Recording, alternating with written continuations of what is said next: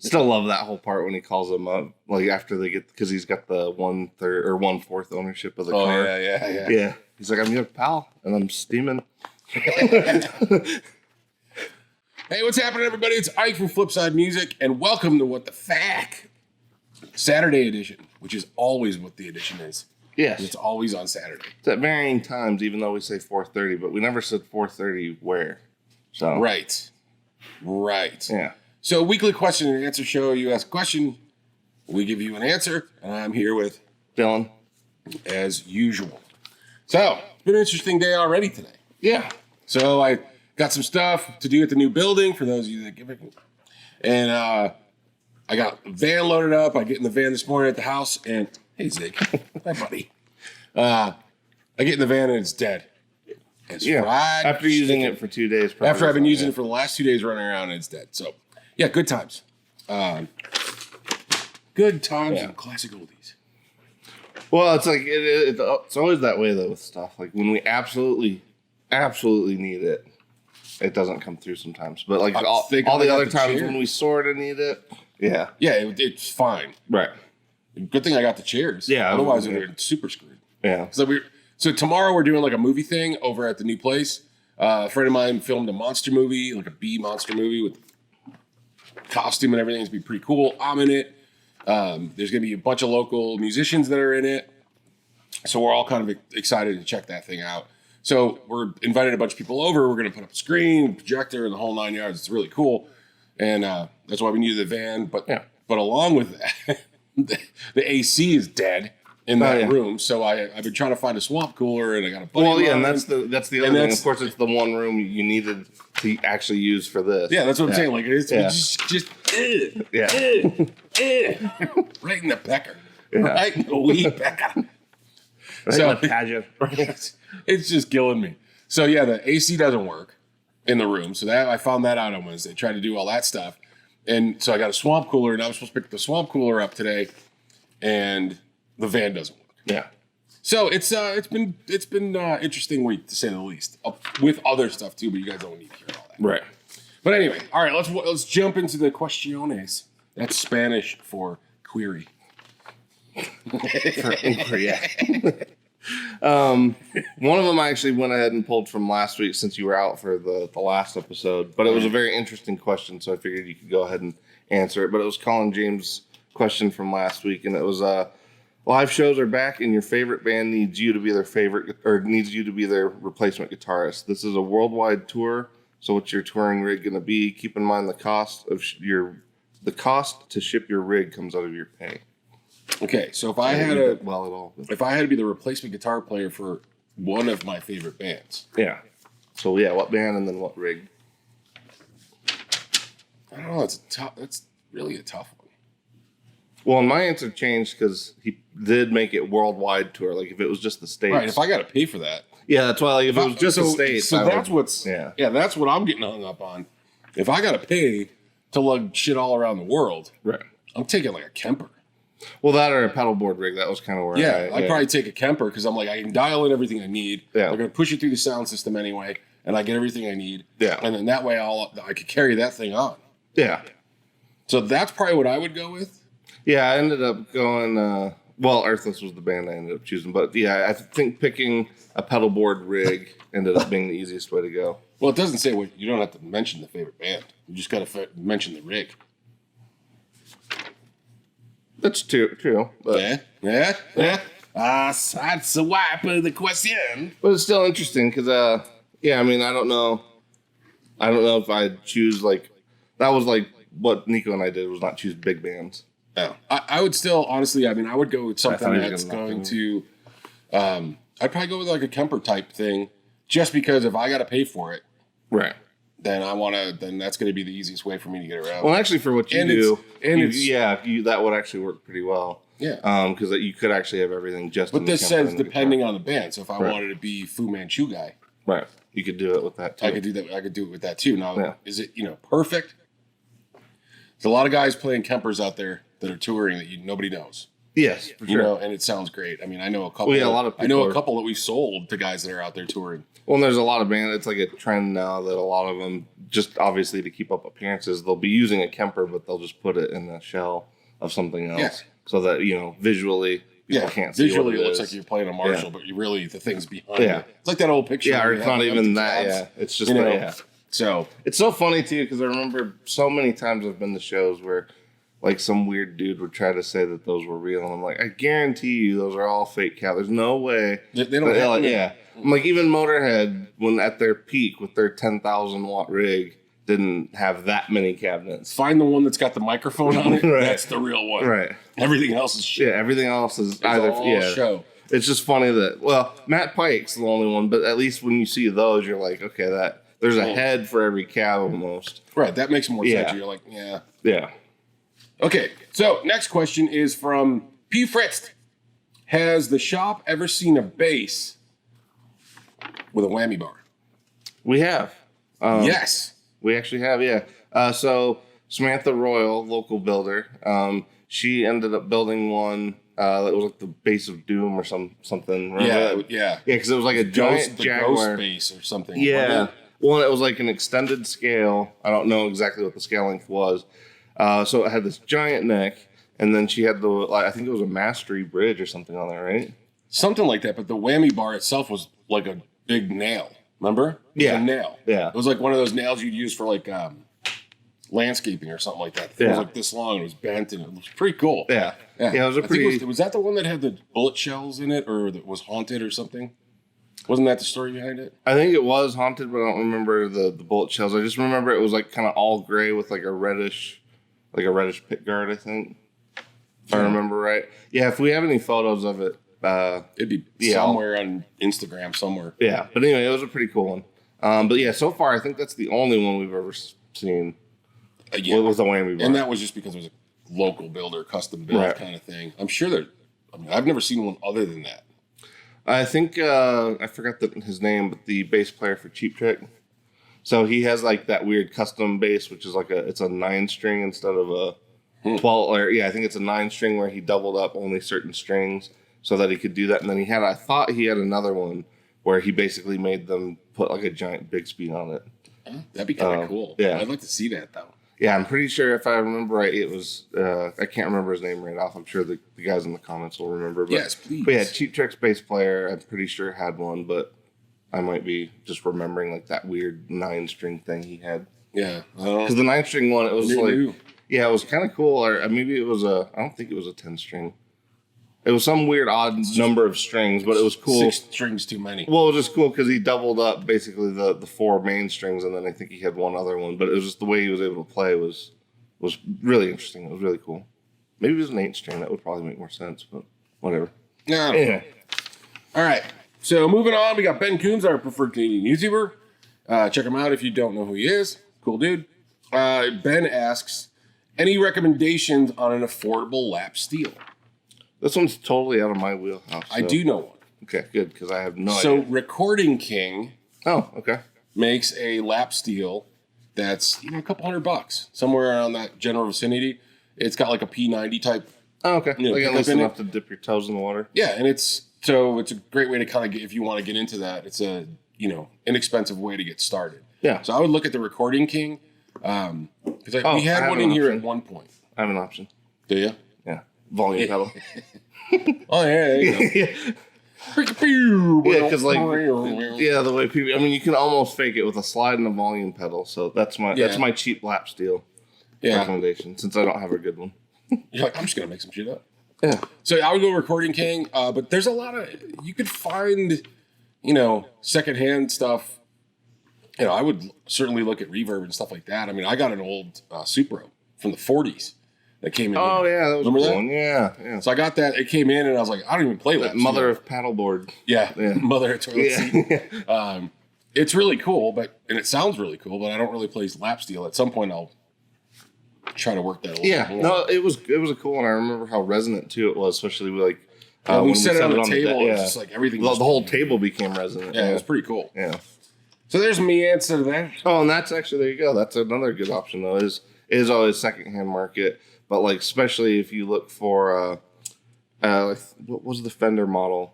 I can't remember. Nick used to repair them all the time, but people would buy those because you could usually buy them in like the 300 to 500 range. Yeah, the older ones, and you could flip them. Yeah, because those were you could either flip them or just use like buy it and then put another $100 or so of service into it. But that was a good option for quite a while because a lot of people were getting rid of those for pretty cheap, and you could still get a fairly well known brand. So there you go, man.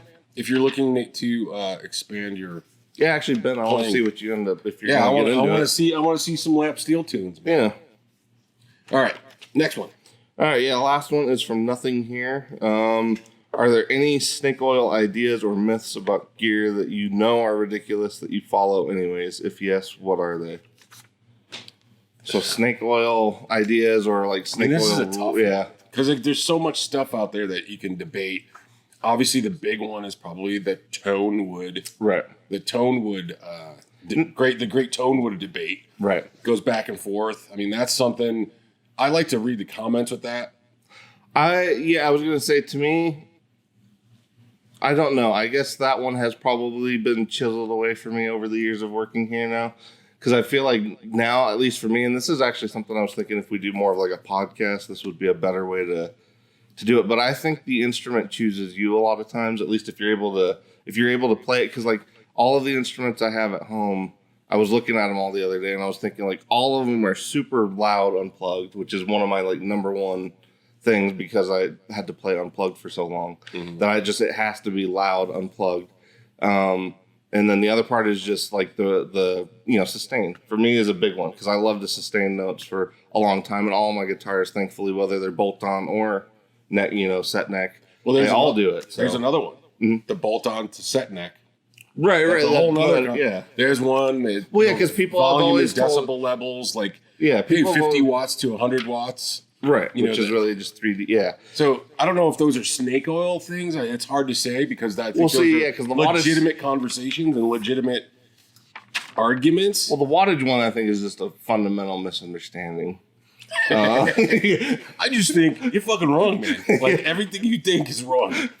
Well, it was just funny because like having Steve, I forgot his last name, but from Denver Amp Works, like having him come in and just like say, and he said it like the exact same line that I always tell people, and it was just funny in terms of like that he runs into that often that he also has to have that ready to go because it's like it's just funny like the misconceptions about wattage with amps and why it's necessary. Because like it's for certain things, like for certain bands, you can get away with it. Other bands these days, you just can't because people.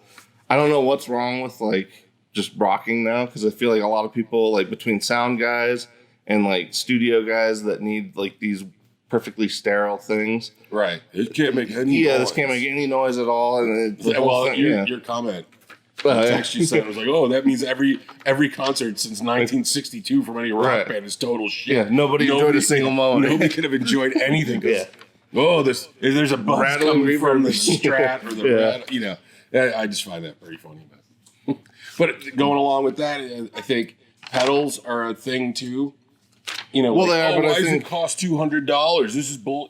Right. Where people have that debate, and I don't even know if we're really touching on the question here. Are we? Well, no. My main point, I guess, to that question was that when it comes to like the Tonewood thing, that's one. Like, if there's any of them out there, like, and I don't know what it. I guess maybe just growing up with around carpenters and stuff all the time. Like you do feel like certain woods, you just know them to be a certain way. But at the end of the day, like I have had certain guitars that like fundamentally everybody tells me shouldn't do what it does. Like the Charvel, but it does it. Right. And like even a lot of your tellies do the same thing. It's like people say that shouldn't be able to sustain as long as a Les Paul should. And it's like at the end of the day, that really is BS because there's certain guitars like that Charvel sustains for days. Right. So it really depends on if you got a good guitar, I think. And that's why I guess I was saying that I feel like the guitars sort of choose you. Like even with all the conceptions you might have in your head, sometimes you'll play a guitar and it ends up being what you like and you didn't even know it going into it. And I think at the end of the day, maybe it kind of just comes down to like, just play it. Like, try the pedal, try the guitar, try the thing. Listen to it, and if you like it, you go with it. If you don't, who gives a shit? Oh yeah, because there's another snake oil thing that like a lot of people I feel like fall into, the whole true bypass versus buffered bypass, and even germanium versus silicon when it comes to transistors and even diodes. And I think there's another fundamental misunderstanding is like transistors versus diodes are two totally separate things doing separate functions. And so it's like because there are people that come into the shop all the time that are like die hard. It's got to be germanium. It's got to be germanium, or the other way. It's got to be true bypass. Yeah, well, and it's like there's otherwise it's all ruined. Right. Well, and there's like several pedals, especially overdrives, that like I guarantee if you did a blindfold test and you had never heard the pedal before, there's no way you would know which one was which right off. Because I mean, I don't think people can just automatically hear germanium. Like you can definitely, like if you know, you can definitely pick up on it once you play it. But it's like it's not that it's such a dramatic difference that you just instantly know. Oh, this is germanium. Yeah, a dramatic difference. Yeah, a dramatic. It's a very dramatic difference. I don't know. There's like I said, I think it just comes down to just play the thing, and if it works for you, just do it. Because I don't think either one of us are very into hype or.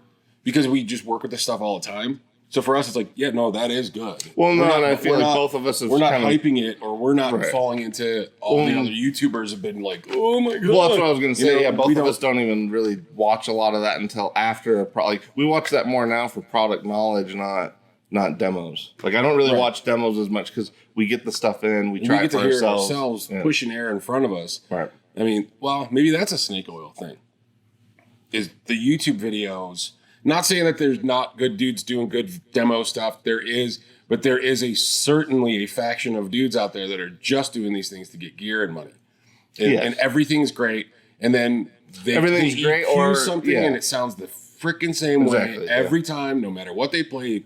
You could put a ukulele through a Marshall and they're gonna EQ it the same way and it sounds. So I think that's a good one. There's a little snake oil in the YouTube stuff. Yeah. So I appreciate the guys that don't EQ, that don't do a ton of post EQ work. Because like there are certain guys that I know specifically apply the same plugins to the audio, via whatever DAW station they're working with. Yeah. Like they do it every single time, and so everything does end up sounding like them. The same. Which I understand that they're sort of trying to prove that you're always going to sound like yourself, but that's really not the point. Like. I think you're trying to get a feel for what you demo. Well, right, and I think a good demonstrator should be able to kind of show or give you reasons why this is different than everything else, not why this can sound exactly like everything else they've ever tried. Yeah. So I guess like pick and choose your demo guys. I mean, and then there's, we've all seen the videos of, the QVC of the QVC of guitar gear. Oh, this is wonderful. Mm-hmm. Oh, it's great. Oh, it's great. Oh, yeah. So it's always just great. It's always great. Yeah. I mean, I get it. It's sales and it's marketing, but that's a thing. I think there's something going on there. If you got a shop near you, go to the shop and try it. A place like ours, we have people that sit here for 2-3 hours in one of the little rooms just testing stuff out, and then they figure out which one it is. If you got a shop that has a good selection, go check that out. Yeah, I mean, we have literally over 200 overdrives, and I know we have a few customers that have probably tried it, all of them. Every one of them. Yeah, and it's like they end up on certain ones. And again, I feel like that kind of chisels away through our needs sometimes to always go digging through a bunch of other shit because we hear enough people try things that we hear it in every context you're probably ever going to hear it. And we also hear it at a distance. Right. So we're not sitting right in front of the amp or above the amp or something like that. So we hear it. When we're not hearing, exactly. We're not hearing it even with the ear fatigue you would have of just being in the room with it. Right. Yeah. All right. Well, that's kind of. I was going to say, we're not snake oil proof, but maybe doing this kind of gets you there. I don't know. A little bit. But I mean, I think that was a good discussion. Honestly, that'd be a good one to do in like a podcast type thing too. Yeah, we got it. Extended format. Once we get the heck out of this place. Right. Once we get out of this little closet, we could do some more stuff. Oh yeah, and somebody made a funny crack about us just having basses. This is sort of the ever expanding bass section. Yeah. But next time maybe I'll bring like the laptop or something. We'll go up front. Yeah, we'll do it up front or something. Yeah, that way you guys can change it up a bit and actually see the See because right now we're packed to the gills up front. That's kind of the main reason we're not doing it up there is because we have like no room. So anyway. All right. Well, we got to call it a day because we're open and this morning's been completely. It's already been screwed. Yeah, it's already been a fun morning. Yeah. All right. So thank you guys. We appreciate you sticking around. Those that did, please like, subscribe, all the nonsense that everybody else tells you to do. We're asking for it too. Yep. I think that's it. So we'll catch you guys on the flip side. Cool. Turn the AC on.